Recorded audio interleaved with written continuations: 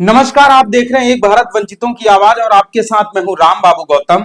Bharatiya Janata party ने CBI के जरिए जो अखिलेश यादव को नोटिस भिजवाया था, अखिलेश यादव ने उसका जवाब दे दिया है और अखिलेश यादव ने सीना तान कर कहा है कि वो सीबीआई और ईडी की इस तरीके की नोटिसों से डरने वाले नहीं है। वो 2024 के चुनाव में सीना तान करके चौड़े से चुनाव लड़ेंगे और भाजपा को करारी शिकस्त भी देंगे। दरअसल जब से ये जो सीबीआई का नोटिस आया है अखिलेश यादव को कई सालों के बाद, उसके पीछे की परिपाटी समझिए, उसके पीछे की जो कथा है वो भी समझिए। दरअसल 21 फरवरी 2024 की वो तारीख है जिसने दिल्ली में बैठी जोड़ी की तबीयत खराब कर दी। बीजेपी को, पूरी भाजपा को सियासी बुखार चढ़ गया है, सियासी उल्टियां हो रही हैं, सियासी दस्त पड़ रही हैं। अब जो भारतीय जनता पार्टी है वो इधर उधर भागी फिर रही है, तो भारतीय जनता पार्टी को इलाज के लिए कोई डॉक्टर नहीं मिल रहा है, तो इसलिए अब किसकी जरूरत पड़ी? सीबीआई और ईडी की। अखिलेश यादव ने कहा भी है कि भाजपा के जो प्रकोष्ठ हैं वो सीबीआई ईडी जो है वो प्रकोष्ठ की तरीके से काम कर रहे हैं। तो भारतीय जनता पार्टी की दरअसल उत्तर प्रदेश में बहुत ज्यादा हालत खराब है। इनका जो मिशन 8-0 है, भाजपा को डर है कि वो कहीं 0-8 में, मतलब इधर उधर ना हो जाए, 0 पहले ना आ जाए 8 के। उसी तरीके, उसी लिए भाजपा की हालत बहुत ज्यादा पस्त है, बहुत ज्यादा खराब है। दरअसल 21 फरवरी 2024 को जब उत्तर प्रदेश की धरती में, उत्तर प्रदेश की राजधानी लखनऊ की धरती में इंडिया गठबंधन बना, इंडिया गठबंधन का ऐलान हुआ, तो दिल्ली वाली जोड़ी का सीना जो है वो, दिल है, कलेजा धक धक करने लगा, धक धक करने लगा। 56 इंच वाली जो छाती है चौड़ी, वो जो है वो घबरा गई, बहुत ज्यादा परेशान है, क्योंकि मिशन 80 की हालत खराब है। मिशन 80 कहीं पर दिख नहीं रहा है। तो 21 फरवरी 2024 को जब ये इंडिया गठबंधन बना, तो उसके बाद दिल्ली वाली जो जोड़ी है वो अलर्ट हो गई।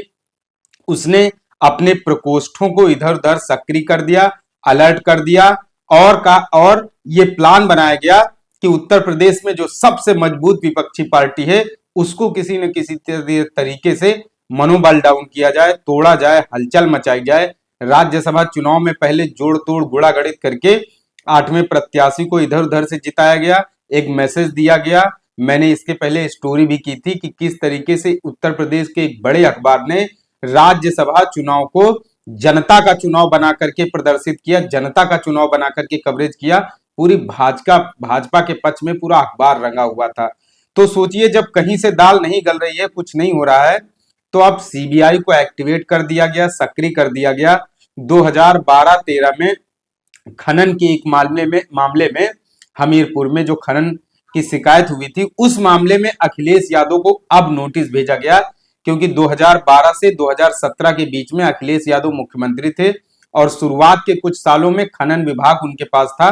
उसके बाद वो खनन विभाग किसको मिल गया था? गायत्री प्रजापति को, जो कि अभी जेल में है। अखिलेश यादव सरकार में खनन मंत्री थे, तो गायत्री प्रजापति इस समय जेल में है। उस समय अखिलेश यादव मौजूदा मुख्यमंत्री थे। तो देखिए कहां से कहानियां परतें जोड़ी जा रही हैं। भारतीय जनता पार्टी ने जो कई दशक पुराना, कई साल पुराना पेड़ था, उसकी जड़ें खोद निकाली। वहां एक फाइल मिली और उस फाइल में पता किया गया कि तत्कालीन मुख्यमंत्री जो है अखिलेश यादव थे, तो उनको जो है वो समन भेजा गया।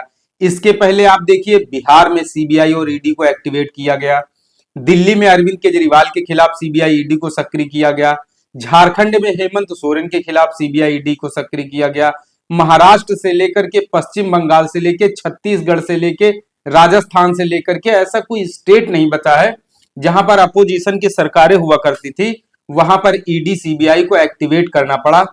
तो सब जगह तो किसी न किसी तरीके से बात बन गई, कहीं पर जोड़ तोड़ से बात बन गई, कहीं पर सीबीआई ईडीआई लगा के बात बन गई, कहीं सरकार गिरा के काम चला लिया गया है, सरकार बना ली गई।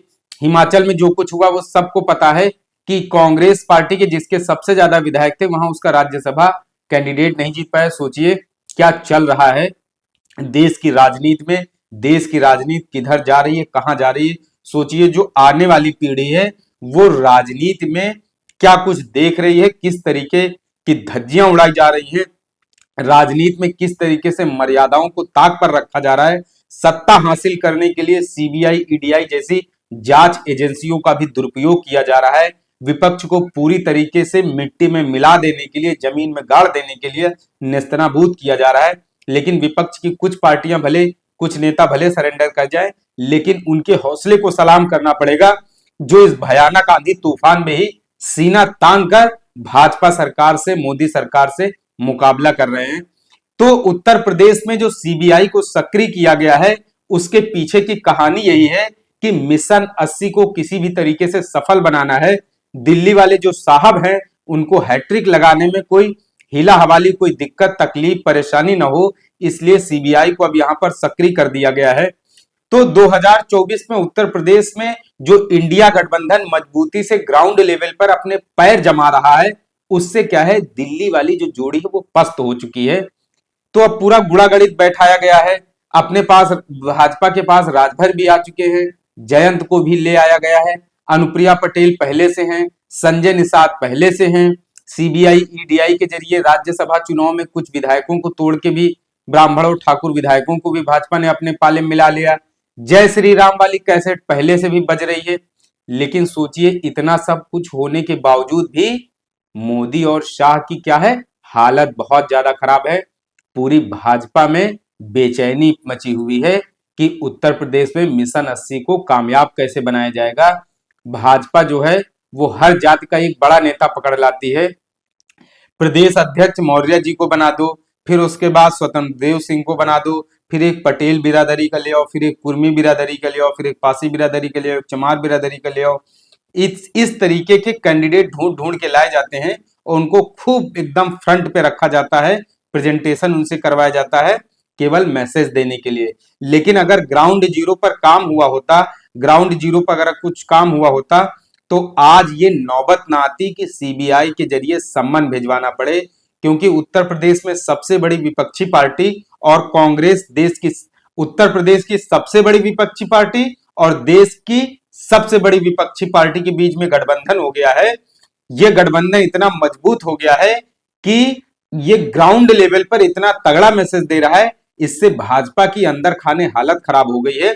भाजपा ने इस तरीके से ताना बाना बुनना अभी से शुरू कर दिया है कि किसी न किसी तरीके से इनको सम्मन भेज करके, सीबीआई लगा करके, इनके विधायकों को तोड़ करके मनोबल किसी तरीके से कम किया जाए। लेकिन अखिलेश यादव ने 29 तारीख को यह बता दिया है कि सीबीआई के सम्मन का जवाब उन्होंने दे दिया है। 2019 में भी सीबीआई ने इस तरीके से नोटिस दिया था, लेकिन वो डरने वाले नहीं है। सीबीआई और ईडी का डटकर मुकाबला करेंगे। मोदी सरकार जो विपक्ष के खिलाफ षड्यंत्र और साजिशें रच रही है, उसका वो डटकर मुकाबला करेंगे। अखिलेश यादव बीते कई दिनों से पीडीए की बात कर रहे हैं। उनका कहना है कि पीडीए जो है वो उनके लिए भगवान है और इस पीडीए को इस बार वो ग्राउंड जीरो पर, धरातल पर उतारेंगे। राज्यसभा के चुनाव में भी उन्होंने कहा है कि जो पीडीए नहीं था वो समाजवादी पार्टी को छोड़ करके चला गया है। अब हमें पता चल गया है कि पीडीए के साथ, चट्टान के साथ मजबूती से कौन खड़ा है। तो देखिए, उत्तर प्रदेश में मिशन 80 को कामयाब और सफल बनाने के लिए भाजपा कितने नीचे स्तर तक गिरती चली जा रही है, इसका आप अंदाजा लगाइए कि विपक्ष के जो बड़े मजबूत नेता हैं, उनको किस तरीके से टारगेट किया जा रहा है। ये उत्तर प्रदेश और देश की जनता पूरी तरीके से देख रही है। कांग्रेस पार्टी और इन समाजवादी पार्टी ने मिल करके जो इंडिया गठबंधन बनाया है, उससे भारतीय जनता पार्टी की जो हालत है वो बहुत ज्यादा खराब है। और एक और कड़ी इसमें बहुत दिलचस्प कड़ी है कि अभी जब राज्यसभा के चुनाव हो रहे थे, तो जो गायत्री प्रजापति हैं, जो अखिलेश सरकार में मंत्री थे, जिनके ऊपर खनन घोटाले का आरोप है, जो जेल में बंद है, सोचिए उनकी जो अमेठी से उनकी पत्नी जो है महाराजी प्रजापति, भाजपा का, सीबीआई का, ईडी का इतना दबाव, इतना तनाव, इतना प्रेशर आप कह सकते हैं कि वो जब राज्यसभा की वोटिंग हो रही थी, समाजवादी पार्टी से विधायक हैं, लेकिन वो गैर हाजिर रही, वो मौजूद नहीं रही वोटिंग के समय में। तो आप देखिए किस तरीके से सीबीआई, ईडी का डर और खौफ दिखा करके जो विपक्ष के नेता हैं उनको डराने की कोशिश की जा रही, धमकाने की कोशिश की जा रही, उनको साजिश और षड्यंत्र में फंसाने की कोशिश की जा रही है। लेकिन विपक्ष के उन नेताओं के हौसले को सलाम करना चाहिए जो इस तानाशाही सरकार में, मौजूदा सरकार में, मौजूदा हालात में, मौजूदा सियासी परिदृश्य में अपने आप को मजबूती से खड़े किए हुए हैं। तो जिस तरीके से उत्तर प्रदेश में सिनेरियो बदल रहा है, पॉलिटिकल पिक्चर बदल रही है, जिस तरीके से पीडीए मजबूत हो रहा है, इंडिया गठबंधन मजबूत हो रहा है, जिस तरीके से उत्तर प्रदेश में दलितों, पिछड़ों और अल्पसंख्यकों की गोलबंदी हो रही है, उससे जो है वो भाजपा की धड़कनें जो है वो बढ़ गई हैं।